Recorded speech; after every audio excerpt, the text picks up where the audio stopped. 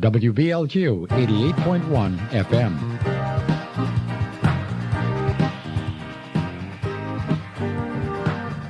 Now it's time for Free Speech with Bob Madden. And good morning. This is Bob Madden with a new program that we're just inaugurating, and we're calling it Free Speech primarily because you can talk about anything you want to talk about, and we can have any kind of point of view that you might have. My orientation basically is going to be to bring things of interest to your attention, and we want you to give us a call at 322-9091. Let us know how you feel about things. The other day I was looking in the paper, and I was noticing the sort of the fight that's going on in Charlestown regarding trees on people's personal property.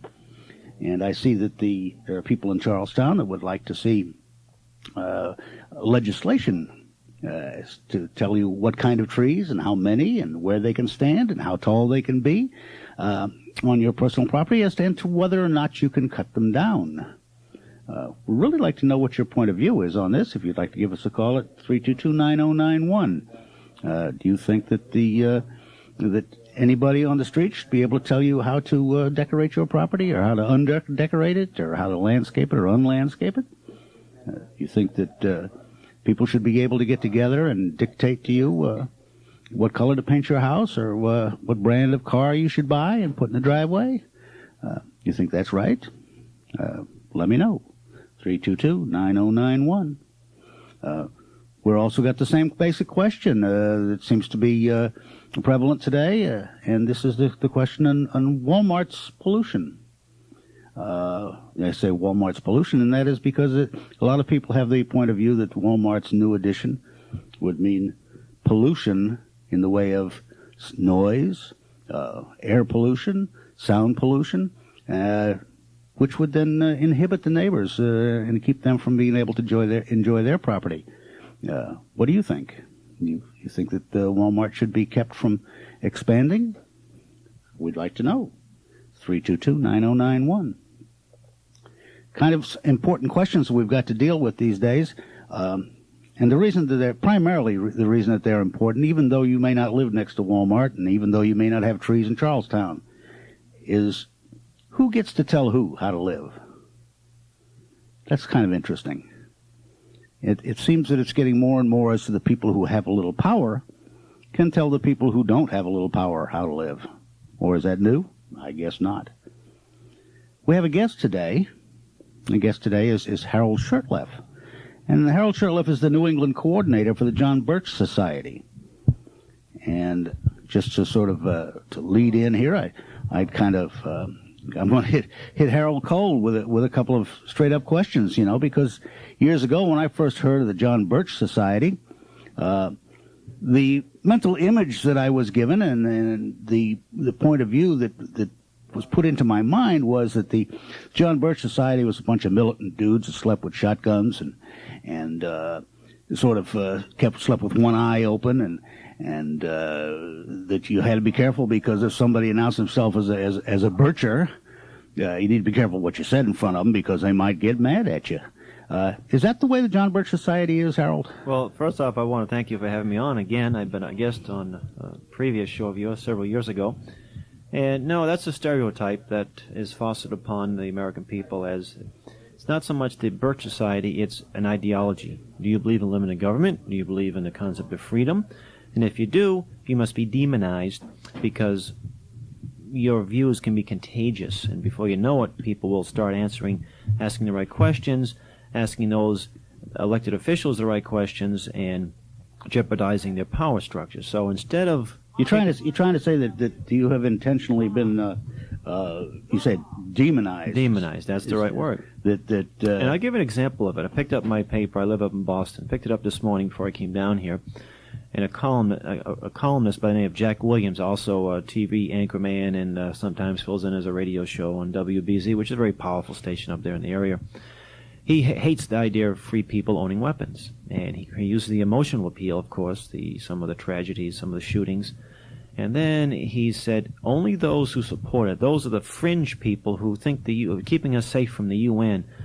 So he tries to ridicule and demonize those who are trying to preserve a very important aspect of our freedom and our Constitution. Which aspect is that? Would be the Second Amendment, the right to keep and bear arms.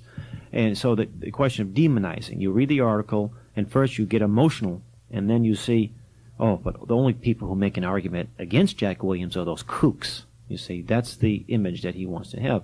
So when our message is articulated, those who don't like our message will say, yeah, well, this guy's got a shotgun, and he's a tobacco chewer, and he's a yahoo, and so forth. Crew cut. He's got a crew cut, yes, right. Yeah, so, and a tattoo. And so if they do, good. We don't mind people with tattoos and crew cuts. There's a lot of good Americans out there that are very decent people, and we're very glad to have them on board. But we have a cross-section of people in our organization, and of course the left is always celebrating diversity. Diversity. We like to think that we have diversity as far as ethnic groups and religious groups, but we have something in common. It's called our Constitution, our freedom, and that's what we very, very much cherish. We have people from all walks of life. We have lawyers, we have bankers, we have cab drivers, we have ditch diggers, we have postal workers, and I happen to be a former postal worker. We have doctors, electricians. So we have housewives, and we have corporate executives. Well, they belong to this. So we've got an organization here of a diverse bunch of people who apparently share a common view, and that common view could be summed up as. Well, the view of we can summed up in our motto: less government, more responsibility, and with God's help, a better world. That's basically it. I said something about less government to a guy the other day, and he said, "Oh my God, chaos." Chaos, yeah. Chaos. Less government means chaos. Yeah. You think that's true? No, I think that man has been conditioned to accept that nonsense, that more government is good. And you look at what big government has done around the world. Look at China, look at Eastern Europe, look at Western Europe, look at the socialized medicine falling apart in Western Europe, look at Canada. These are signs of total government or big government. You look at some things here, Waco, for example, and whether or not you might agree that it was deliberate or what was a cover-up, it's nothing but big government out of control. We could spend an hour at the very least, big government out of control. A small amount of government would never have such a ugly horror performed. You mean the government has gotten so big that it's easy for really non-patriotic people to hide underneath the feathers of this big government? I would say so. In fact, the founder of the John Birch Society, Robert Welch, once said that he would rather have, he gave a speech before the JBS was founded in the mid-50s to a university down in Pennsylvania, and he said something like this. He said he'd rather have 500,000 people in government, every one of them a thief, than 2 million people, honest people in government, every one of them an honest man. The former would only steal from it, the latter would eventually destroy it. Uh-huh. In other words, you have a lot of people in government who think that the world would stop if they didn't perform their functions. They are very dedicated people and probably decent people, but they're government bureaucrats. I see. And they're stifling freedom. And so you feel that this is like an undertow, that it's unseen. Well, and is this the message, or is this the thing that the John Birch Society exists for? Is to well, that we exist. One thing. For the first thing, we're founded as an educational organization. So we need to inform people, educate them about what. You're not a militant group? No, not at all. Well, I guess it depends on what you define militancy. If you believe the Constitution was written in English and made to be adhered to, then some people call you a radical militant. Why? Because you're nothing but expressing views. We believe in everything we do is peaceful. Let me go over that again here. Hold it. Let's not go by that one. All right. All right. If you believe that the Constitution was written in English and made to be adhered to, right. In other words, the Constitution is a basic law in effect. It's a form. We have a caller. Let's postpone that for just a second. Let's talk to our caller. Hello, caller. You're on the air. Good morning, gentlemen. First of all, let me say one thing. It's a pity because the American people have got one thing in their mind now, and that's the big dollar sign. They're forgetting the things that really are important, like our elements. But you got to have a dollar. You can't live without a dollar. Let me finish, please. Sure. What I'm trying to say is this. We do need the dollar, yes. But everything today is big money, big deals, big corporations getting together. But we're forgetting one thing, the environment. cutting down of the trees. We were told when we went to school, and I'm a veteran now, cutting down the trees, we learned a long time ago, at early school age, they stopped floods. They were a place for the birds to migrate, birds to rest. The birds killed the bugs. The birds were there for food for the early settlers. We forget that the beavers caused dams. We forget that we had lumber companies, but for every tree that was cut down, there was a tree planted.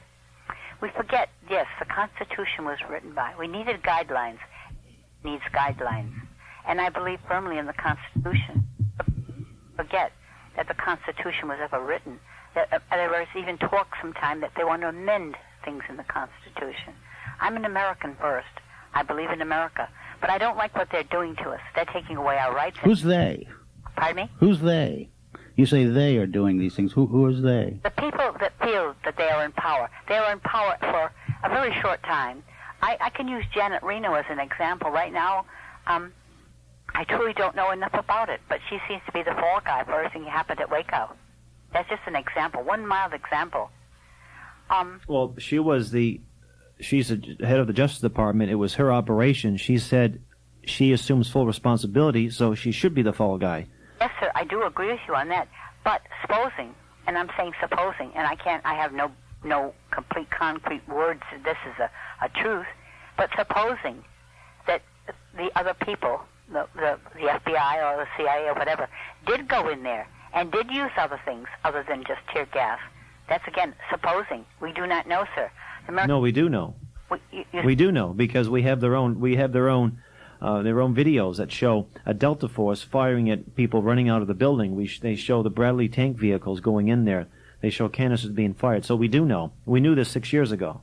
I felt that too, sir. I did. I felt that. I mean, I didn't agree with Waco and some of their principles, but they had no right to be fired on and innocent people killed. You're right. There's one thing that you're not thinking about, sir. Most of these people had gunshot wounds. Most of the Branch Davidians had gunshot wounds? The people that were in the building had gunshot wounds, sir. They'd been shot. Yes, sir. You know, what they found was bodies that were incinerated, and they found most of the children in what was their little shelter there. Yeah. Because they were escaping the gas. See, when you have fire and you have tear gas, you have cyanide. You produce cyanide. So they died a very horrible death that was promoted by our government in the name of saving the children. So this is typical. Now, I don't agree with David Koresh's views, but this Branch Davidian group had been in operation since the 30s. David Koresh had one charge against him prior to this. He turned himself in. The charge was adjudicated. Charges were dropped. Yes, sir. There was no reason to go in there with 100+ heavily armed ATF agents on a Sunday morning. They could have got this guy. They knew he was a volatile character. They could have got him while he was out jogging, while he was doing business in town. But no, the ATF had to show its heavy hand and assault this compound or this religious group, this church group. Who was in charge? Who made the decision to assault? I agree with you, sir. But I still see, this is what I like about this program. We can express our views. That's what you're here for. But important that views should be based on facts and truth, yes. Not how we feel and but the truth. And I'm telling you some facts. I'm not just giving you my opinion or I'm giving you what I feel. I'm telling you what the facts are. And I'm agreeing with you. The fact still remains, yes, this guy could have been taken as a cult leader, as a bad example, or a breaking war in a way. It's not necessarily against the law to be a cult leader, whatever a cult is, and everyone has a different definition of a cult. It's a matter of freedom of religion, I believe. If David Koresh was breaking a law, then fine. Or he was a charge of a crime, and serve a warrant on him the way anyone else serves a warrant. If you had a warrant against you, would you want 100 local police kicking down your door and throwing tear gas at you? No. You served with the warrant, okay? If you're not going to come out, then you break the law. Right. But, okay, then it was an argument, this nonsense that there was some child abuse going on. Well, of course, that's an emotional thing. Child abuse is not a prerogative of the ATF or Janet Reno. That's a prerogative of that local police in Waco, or the county of Waco, whatever county that is in Texas. It's not the ATF's jurisdiction. The ATF was founded for a particular reason to uphold federal laws, most of which are unconstitutional, but that's another subject. And then we heard that they might have been making drugs. That justified the military coming in, Yes, sir. using the National Guard equipment. Well, there was no evidence of that. There was no evidence of child abuse. And the American people were turned against this guy and his followers, that they deserved what they got. Well, they didn't deserve what they got. No, they didn't. Okay? But that was what the average American was led to believe, thanks to our wonderful media, or mass media, telling us lies about this. And our legislative leader, Janet Reno. Janet Reno, who actually is an appointed, and guys like Charles Schumer, who are now a senator of New York State, his disgusting display at the Waco hearings. Yes, I heard them. And I know what you're saying, because I do not agree with the going in and support. Well, see, this is an indication of runaway government. If we had a constitutionally limited government with the people who understood their constitution and elected people who did that, the BATF either wouldn't exist or it'd be much smaller, and they wouldn't be able to run around the country looking upon small groups of harmless individuals to prey upon. Well, they would IRS enforce has been the doing laws. that for years and years and years. They have, exactly. And in fact, the ATF is so bad and so tough. They after they burnt this compound down, they run up a flag. We won. It is victory. You talk about arrogance. Okay, now they don't go after inner city gangs. They don't go after people who are really causing crimes. They go after groups like Koresh. They go after some poor gun owner in the middle of bug tussle, some 65-year-old guy. They kick in his door. The poor guy has a heart attack. These kinds of things happen all over the country. This isn't anecdotal evidence. These are facts. For example, there's another place that I thought was totally wrong. Innocent people were killed. A child was killed in his mother's arms. Sir, but you mentioned one thing, and it'll bring me right back to what I said to you. You said the news media. You brought that into. Yes, I did. Okay, that's the almighty dollar, sir. Because it's the news media. They're making. Well, you have to remember that the primary function of a newspaper is to make money for its owner. Yes, but the almighty dollar, sir. Well, but that's what it is. That's the primary function of a business, is to make money for its owner, and the ethics and the morality that follows is another matter. Now, if a newspaper owner discovers that he can make money more easily by being slightly unethical, and he's inclined in that direction, then there really isn't a whole lot that'll stop him. So this has been very interesting because I have been reading it. I'm not really. I mean, I do not have the understanding that you do, but I do understand where you're coming from when you say innocent people. That's one thing that makes me very irate with the innocent people. Can tell you're irate. We can tell. You know, we can tell that you're angry. One thing I always will and always have is that I respect authority. Authority that is going to direct me in the right. Legitimate authority should be legitimate authority, yes. Sure. But I still think that Janet Reno is a fall guy. I'm not an admirer of Janet Reno, never have been. But I still think she's going to be a fall guy because whose fall guy is she? Who do you think is using her as a buffer or as a smokescreen? As a smokescreen? Who do you think that might be? If I say it, am I being a bad person? Oh, you got to tell it like it is. This is free speech. I think the President of the United States really had too much influence, and he was the one that elected Janet Reno, and they knew exactly what was going on. You think Bill Clinton would do a thing like that? Pardon me, sir. I'm not a very big. I respect him as the President of the United States, but I have no respect for him as a. How can you respect him as a President of the United States and then have no respect for him as a man? I mean, he is not the man I voted for. He is not the man I would want to see in office. I have no admiration for his political views whatsoever. How do you figure a guy like that gets into office in the first place? No, sir. People elected him, and I'm sorry to say, by voting against my own wishes, I voted for Perot, and I put him into office. No, not really. Oh, you think that by not voting for Clinton's opponent, I did. That you, by abstinence from that you in fact helped Clinton get into office? I do. No, you didn't. You didn't help. That's not true. What you did was you voted for the person you thought that was best qualified to be president. That's the thing to do. And that's the.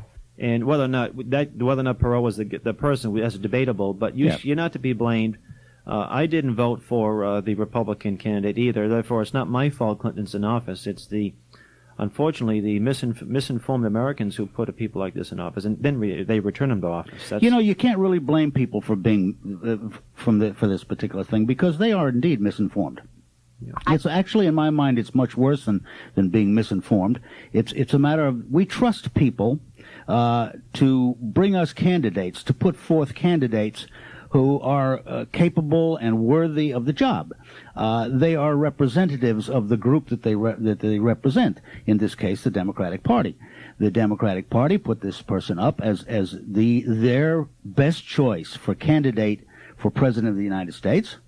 And they said to the American people, basically, we're the people that are in the know, and all you followers of this party, this is the guy that can do the best job, and we're going to stand behind him, and we want all you folks who've been following us all these years and generations to vote for this man because he's the best we got. That's right. And in that case, and in that respect, they lied to you.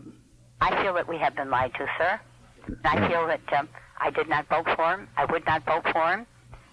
He would be the least man on the totem pole if there were a totem pole. Yeah. I do have my party already. You got a bad one coming up. Now you got to choose between the devil and the deep blue sea. They made my choice, but they don't seem to be that popular. Yeah, well, the next time around, what you're going to do? You're going to vote for one of the two Nebushes, or you're going to have to make a choice from all of the others because there's going to be a lot of candidates available. I have my platform already in my mind, but I know they're not going to make it. I like McCain, and I like his name now, Keyes, Alan Keyes. You like Alan Keyes, huh? I am very. If he could keep his temper, he's quite a guy. Is a very knowledgeable man. Indeed, he is. And I think McCain is a very outspoken, knowledgeable man. But the people don't want these kind of people. Mm-hmm. That's true, and you might take a closer look at Harry Brown too. I'm taking your time. I'm sorry. No, that's what we're here for, and we're really happy to talk with you. Harold, go on. I see you're brimming with something to say. Yeah, well, let me make a recommendation to you and anyone else out there. We have a $5 information packet. If you would like to become more informed, we'd like to give them away free, but we do have our expenses. In this packet will be a copy of our magazine called The New American. The most recent issue has a cover story about the recent Waco story. And we'll have a monthly bulletin, position papers, pamphlets, trim bulletin. You can call 1-800-JBS-USA1. You can ask to be billed or paid by credit card, and you get yourself this packet of information, and from there you could become more informed. I hardly recommend that. That's 1-800. Wait, what, 1? 1-800. Continue. JBS. JBS. Good. USA 1. USA 1. Thank you kindly. And I recommend this. You know, if nothing else, I want to tell you, anybody who wants to get this package, just the edification you're going to get from those samples alone is well worth the $5, which basically just covers the postage and handling and stuff. They biased? Yeah. Now, we got to take a break for a minute, and we'll be right back. Have a good day, gentlemen. Hey, Peter. Peter, where the heck is Mary? Did you send her out for an errand? I don't know, Paul. I thought you did. Well, this isn't funny, Peter. I need to have those reports I gave her by 2 o'clock, and it's 1:59. So where is she? I told you, Paul. I don't know. Hi, guys. I'm back. Mary, where have you been? Oh, I just went out to get my car washed, and it took all day. In fact, I have to go back there tomorrow because they're not done yet. Well, you could go to Auto Image and get your car washed and the inside vacuumed while you wait. And even check out a movie on their new digital TV Dish Network. Wow, Auto Image? Where is it? It's located between Urso's Auto Village and D'Angelo's on Granite Street, Route 1 in Westerly. Wait a minute, Peter. Wait a minute, Mary. How do we get a hold of her when she's out of the office? We need her at the office.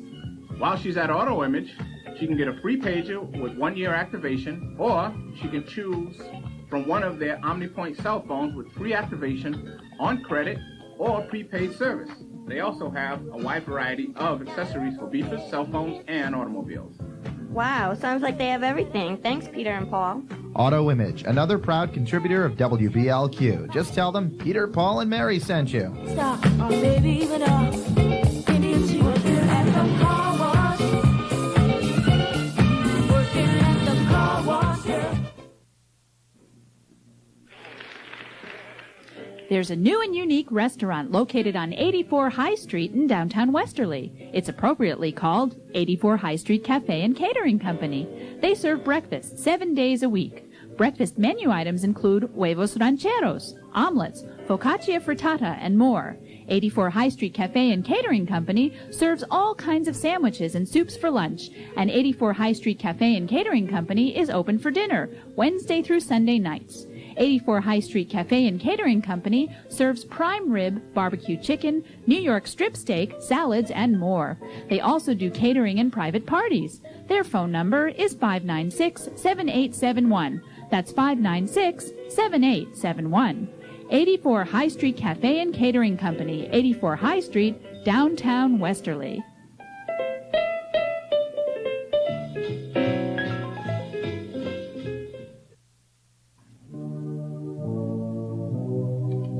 Westerly Jewelry's September birthstone is the velvety midnight blue sapphire, the stone of truth and sincerity.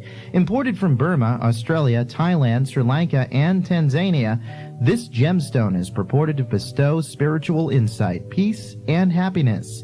The ancients believed the earth rested on a giant sapphire, the sky reflecting its color. When King Solomon adopted the sapphire for his royal see, the stone became the symbol of wisdom and clear thinking. You can see Westerly Jewelry's selection of September's sapphires and October's birthstone, the colorful opal, available now in many styles of rings, brooches, and pendants. And if you're one of the lucky ones that received your Polish Money Contest envelope, you can stop in and find out if you're one of the winners at Westerly Jewelry, 8 High Street in the new downtown Westerly. This segment of programming is being brought to you by J.J. Marone Sunoco, located on Route 3 in Ashaway. Every week at J.J. Marone Sunoco, 10 people each win 10 free gallons of gasoline. J.J. Marone's also has a service center where they do repairs, tune-ups, oil changes they need. Their phone number is 377-0030. That's 377-0030. J.J. Marone Sunoco, Route 3 Ashaway, another proud contributor to WBLQ's programming. WBLQ 88.1 FM. Now let's return to Free Speech with Bob Madden. And here we are again. And we're here with Harold Shurtleff, the New England coordinator of the John Birch Society. And we just had a caller who was talking to us about a number of different things. We kind of got touched on a little bit of politics regarding Waco and some short stuff about the whether or not people should be allowed to tell you which trees you can cut in Charlestown, etc. And if you have any interest or any discussion you'd like to share with us, it's 322-9091. 322-9091. Harold was saying that if you'd like to get an information packet from the John Birch Society, you can call 1-800-JBS-USA-1, and you'll be fascinated with what you'll get in the mail.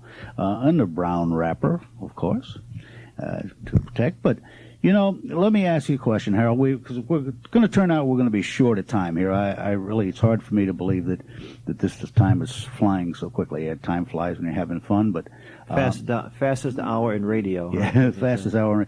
The society, the John Birch Society, basically their raison d'être, their reason for being, as it were, is to bring education to the American public. To give people an idea of what's actually going on in government, and so that you can make up your own minds as to how you want to go, because that's what Americanism is all about, is making up your own minds. Let me ask you, do the words New World Order raise any hairs on the back of your neck? Yes, in fact, they generally do. 1990, George Bush gave a speech in front of a joint session of Congress where he announced this Operation Desert Storm. And he said it's the crucible of the New World Order, and a UN as envisioned by its founders. And, of course, sitting behind him were Foley, Vice President Quayle, and they just sat there with blank stares on their face. If I was sitting back there, my eyes would have popped out of my head. I'd have expected blank stares from those guys. Right. They looked like they were under heavy medication or something. My eyeballs would have popped out of my head, and I wouldn't have been able to sit still. The term New World Order is not a new term. It goes back many, many years, and I'm not going to dissect that term, except that when it was used, it was always meant to be world government and socialism. never meant some kind of laissez-faire system where everybody's How come free. we hear so many references to the New World Order with regard to Clinton and Gore? Well, we don't hear as many as we used to because it became controversial. And in a way, we had to be grateful to Bush for saying that word, because I remember getting phone calls after that speech, people apologizing to us. We thought you were wacko. We liked you guys because your positions on the Second Amendment or on taxes or this or this or that, but we didn't buy this New World Order stuff. And by heavens, they heard it right out of his mouth. And then he mentioned the UN as envisioned by its founders. We've been telling people for years the founders included Soviet agent Alger Hiss, 15 or 16 top-level Communist Party of the USA officials, the rest of which were, a lot of them were CFR Council on Foreign Relations members. These top USA Communist Party officials. I mean, we know that the American Communist Party was founded by a fellow by, I believe, was co-founded at least by a fellow by the name of Jules Hammer. That's right. And yeah, Armand Hammer's father. Daddy, yeah. And you know that stuff you buy off the supermarket shelves. Not This is anymore. Armand Hammer. Yeah, but it's not owned by Did they that sell company that company? Yeah. It's kind of interesting that it should be Armand Hammer because this is interesting. These people were very closely tied with Russia and Soviet socialism and so on, and the New World Order idea. That's right. That all of the world should come under one government head. That should be one dictator in effect of the whole world. Can you imagine that? Well, that's what the New World Order is, and how they're going about doing it, of course, is by treaty and by, in some cases, just presidential directives.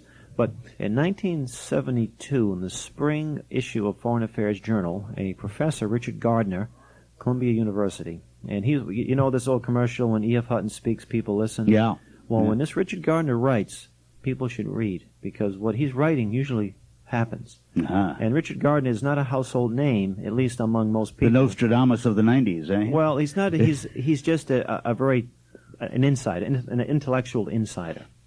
And he was the one that groomed Jimmy Carter to the presidency. And he said that the article was a hard road to world order. He said the frontal assault is not working. We have to have an end run. I'm quoting him verbatim now. An end run around national sovereignty, eroding it piece by piece. That is nothing more than a treasonous statement. To say that you let's hear that again slowly. To have an end run around national sovereignty, eroding it piece What is that? by An piece. end run around national sovereignty. Right. What does that mean? Well, he went on to explain, because that's what happens when they write in this establishment ease. They have to use English language. I'm trying to break it down to something we can understand. He said we have to have treaties, and by having these treaty laws, that we're able to lose some of our sovereignty, little by little, not all at once. And you have treaties, for example, that deal with the environment. Treaties, by the way, are not supposed to supplant basic rights, the U.S. Constitution. But most people have been taught that it does. That the treaty is the supreme law of the land. A treaty may supersede a state constitution, but it's not going to. A treaty is supposed to be an agreement between sovereign and sovereign, dealing with international issues, trade, or make sure the mail's there, or maybe armaments. Generally, things that they wrote none of their business in the first place. Right, and that's what Alexander Hamilton said in the Federalist Papers, that it's between sovereign to sovereign. The thought, and Hamilton said, the thought that would be to take away freedoms is unthinkable. The thought that two-thirds of the Senate and the President can do what the rest of the country cannot do is unthinkable. But the unthinkable is now becoming thinkable. And, for example, now there's some proposed treaties to do away with the Second Amendment. See, if they can't squash the Second Amendment in the U.S., then they're going to what they call a higher authority. We no longer wage wars. Now, it's a good thing that we don't declare war. We don't declare war. It's not them saying that war is a good thing to declare, but if we're going to fight, if we're going to send U.S. soldiers somewhere around the world, we should be able to determine that in this country. That's what the sovereignty is about. But no, we don't. Since 1945, after we accepted the UN, only 2 senators voted against the UN, by the way. They should be enshrined. Two heroic men. 2 of them had the sense to read the UN Charter. 2 men who voted against it. After the treaty became effective and we became a member of the UN, the United States Congress, both the House and the Senate, with a simple majority, passed the U.S. Participation Act. And what it said was basically, I'm paraphrasing, that if the president wants to send troops around the world, as long as the UN says it's okay, he can do it. That's what the Korean War was the first example. It was not a war. It was not declared, but U.S. soldiers died. They were killed. They were in prison. They were tortured. Places were bombed. But we weren't allowed to win that war, and MacArthur found out very quickly because the victory was in his grasp. He had victory, and as the expression goes, from the jaws of victory, they snatched defeat. And when we went to Vietnam, Vietnam was fought under an auspices of what used to be called SEATO. Again, no-win war. And McNamara came out and said there was a no-win war. The military objective was not to win. Never told us what it was. We can speculate what that was. We've had recent things here, Somalia, now Bosnia, East Timor. We were sending just a couple of hundred, but the Australian, and on it goes. These are all UN so-called police actions. This brings up an interesting question, that everybody should face at one point or another, and that is it our responsibility to be the stretcher bearers for the rest of the world? Is it in America here, where we still have starving children and depravity and poverty and everything else, not necessarily in this neighborhood, but we have it here in America? Should we be neglecting those people, our own citizens, and getting involved in things that have been going on for centuries? Well, you know what? I tell people who think we should, I'll say, look, I'd be happy to drive you to the nearest airport or the nearest naval base. If you want to go overseas and fight under the UN banner and you want to go out... Well, volunteer. Go right ahead and go, and take your children with you. Don't take my children, and don't take my money. And I wish you well. But no, it's always... It's not that you don't feel sorry for people that are being oppressed and murdered and tortured, and you cannot say that we don't feel sorry for these people. But charity has to begin at home. Well, we can't be... Again, it's a big world out there. We're only 5% of the world's population. We can't be the policemen of the world. There are... And, of course, we're all very selective in this. The UN doesn't go into certain places. In communist China, where the concept of freedom doesn't even exist. We don't go into China. We don't go into Tibet, where they're raping and pillaging the nation of Tibet since the 50s. We didn't go in there. We didn't go into Afghanistan when the Red Army went in there and wiped out 15% of the population, booby-trapped toys so little children get their fingers blown off for the children. They didn't even say for the children. Why? Because somehow we have a nice love affair with those communists in the Soviet Union, so we didn't go in there.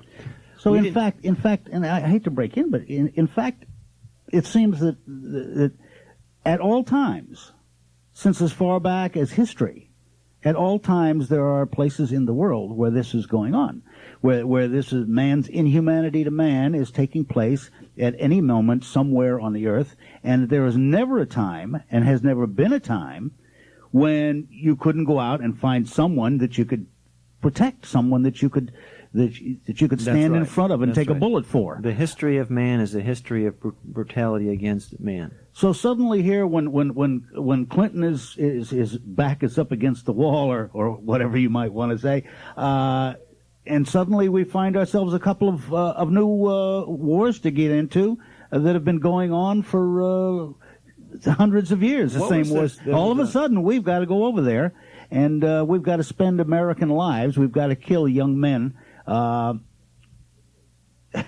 For something that's been going on ever since time immemorial, and it's a smokescreen, isn't it? One of Shakespeare's plays, King Henry, it wasn't King Henry V, may have been King Henry VI, he said, busy, giddy minds with foreign quarrels. That same advice is being used. Whoa, that's a heavy one. Yeah. Did you get that? Busy, giddy minds with foreign quarrels. Can you translate that? That means that you should make busy. That's right. And keep a giddy mind. Keep someone who is in confusion busy. Or if it's not by getting involved with somebody else's quarrel. If it's not a foreign quarrel, then it's a domestic quarrel that takes off the heat off a more bigger issue. The Monica Lewinsky scandal, indeed a scandal, shameful, was not nearly as big as the Chinagate scandal. Smoke screen from Mena. That's all that was. Was a smoke screen to keep people from looking at Mena, Arkansas. And I think that Henry Hyde did Bill Clinton the biggest service that anybody could give him when he limited the scope of the impeachment hearings to Lewinsky. That I'm sure Clinton breathed a sigh of relief. He said, "I'm home free." Well, and this was the mean right-wing extremist Henry Hyde. He definitely got the junkyard dog off his back. Which since we're so short of time, I'm kind of skipping around here real quick because I want to get you folks out there to write this number down, 322-9091. If you got some opinion you'd like to throw in here, that's great. But you know, the junkyard dog that I referred to was Ken Starr, and question is he a hero or a traitor? Is the guy a hero because when they kept him from digging into Whitewater, they kept him from coming up with the real gold? They blocked him in every which way, but he saw the tail of something going by, and he grabbed at it. Excuse the expression, I didn't mean the pun. But he grabbed at it and found something that he could pin on Bill Clinton, just so that he wouldn't get away totally scot-free. And Clinton saw it as an opportunity to let it go on and be a smokescreen and keep people's attention off of what they really ought to be looking at. Yeah, I think Ken Starr isn't also the right-wing meanie as he's portrayed to be. When he was involved in the investigating the Vince Foster, he gave Clinton a clean bill of health. When the man that turns up dead in the park, there's no footprint. I mean, there's so much evidence to say the body was dumped there, and then his office was rifled and papers were taken out, and there's so many unanswered questions. Goes on. And he gave him a complete clean bill of health. In fact, one of his he had a Democrat in there working in this team. The guy was so disgusted he resigned. A fellow from California was so disgusted that he just resigned. And of course, he's not heard from again. The media isn't going to give him any attention. And then Ken Starr just stuck with this Lewinsky thing. He didn't go into anything deeper. And of course, he's ridiculed as $40 million for a sex book, as Congressman Moakley of Massachusetts said. Of course, you know, when liberal Democrats who spend more other people's money very fast, when they started complaining about too much money being spent, other taxpayers' money, you know there's something rotten. Well, that's only because they found somebody else they can blame it on, and that's all. You know, we are running close, and I want to take this opportunity to thank Harold Shurtleff, the New England coordinator of the John Birch Society, for coming down this morning and talking with us, and I'm going to get him back for you guys, and hopefully you'll call up and pick his bones a little bit. And we're at 322-9091. Harold has offered you this a phone number that if you'd like to write it down, you can get a package by ordering over the telephone from 1-800-JBS-USA-1. And that'll get you a package of magazines and interesting information, including trim bulletins, and we haven't even talked about trim. Oh, I know it, and there's so much to talk about. It's endless.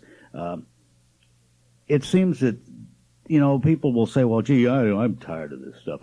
I've heard enough about Lewinsky, and I've heard enough about big government, and I'm tired, and they're counting on that. That's right, apathy. They're counting on the fact that folks are going to people give up.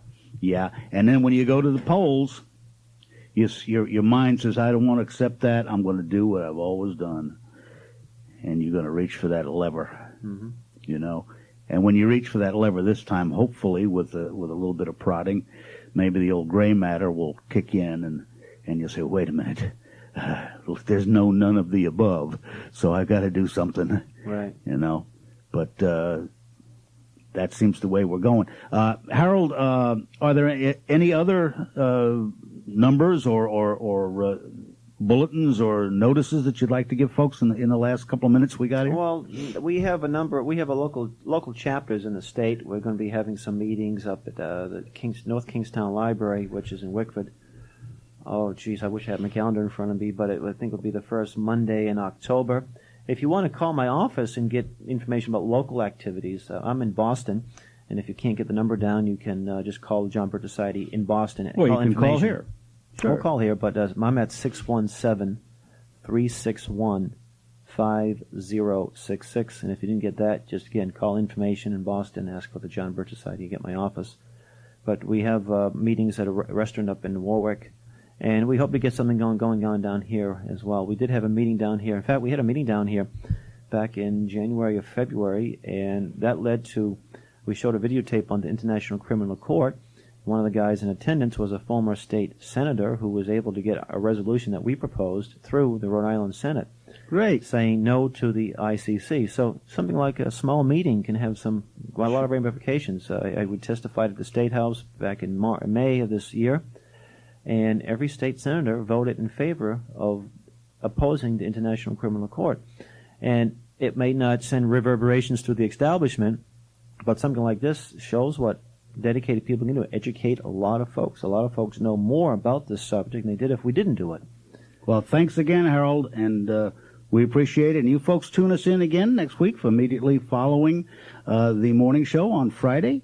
We'll be here again, and we'll be talking about whatever.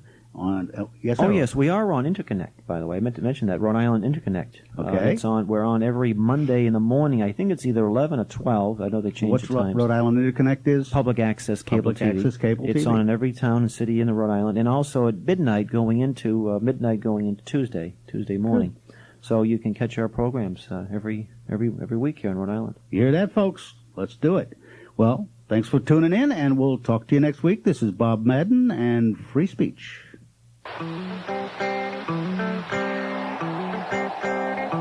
This segment of programming is being underwritten by the Yankee Shipper in the Spindrift Village, Dunn's Corners, Westerly.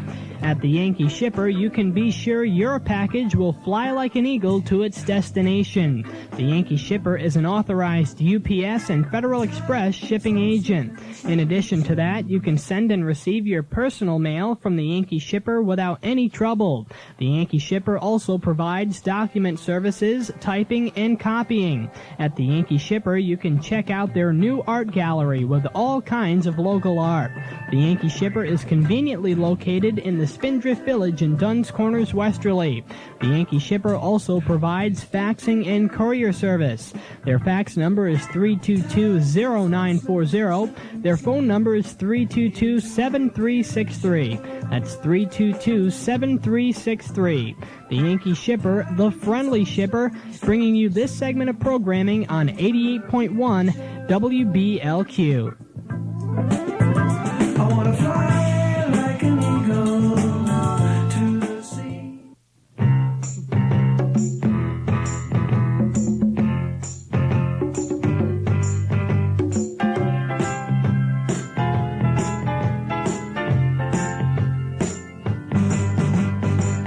Louis Pensiero Insurance, located in the Washington Trust Building, downtown Westerly, are the professionals you can rely on when it comes to all of your insurance needs. Larry Vetolino and the staff at Louis Pensiero Insurance treat you with prompt, courteous, and professional service. Now at Louis Pensiero Insurance, there's a new program out for contractors, including masonaries, electricians, plumbers, carpenters, all kinds of contractors. For more information, you can call 596-4977. That's 596-4977. Louis Pensiero Insurance also provides auto, home, life, health, disability, workman's comp, and all other kinds of insurance. Again, their phone number is 596-4977. Louis Pensiero Insurance. The National Radon Test is about to begin. Answer true or false. Radon can penetrate a concrete block. True.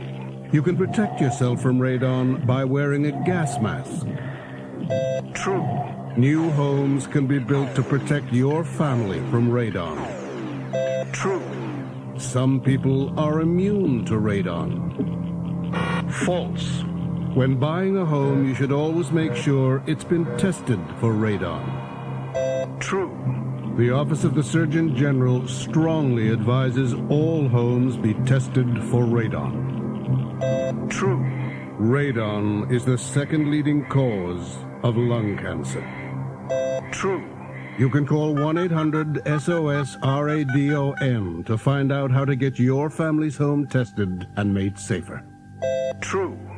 A public service message from the Consumer Research Council and this station. From the station that cares, WBLQ. WBLQ 88.1 FM. And now let's return for our final segment of Free Speech with Bob Madden. Just winding up here this morning, reminding you folks that it's free speech on Friday morning, and we want to talk about whatever's on your mind. It doesn't necessarily have to be anything political or even anything other than just simply something of interest. If you have a question of any kind, give us a call, and it's 322-9091. Today we had Hal Shurtleff, New England coordinator of the John Birch Society. And he's going to be back to see us again. Looking forward to it. In the meanwhile, he can be contacted, or his organization can be contacted for information at 1-800-JBS-USA-1. Any other questions? Today we talked about a little bit about Waco and a little bit about Charlestown and a little bit about governmental philosophies and points of view and approaches and whether or not we should get involved in wars overseas. And there's a wealth of things to be discussed. And the important thing is to keep an open mind and to listen and to speak your mind. Say what's on your mind. Clear yourself. It's better in most cases than just to bottle it up and say, well, I've heard enough. That's not going to help anybody anyhow. So this is Bob Madden with Free Speech on WBLQ.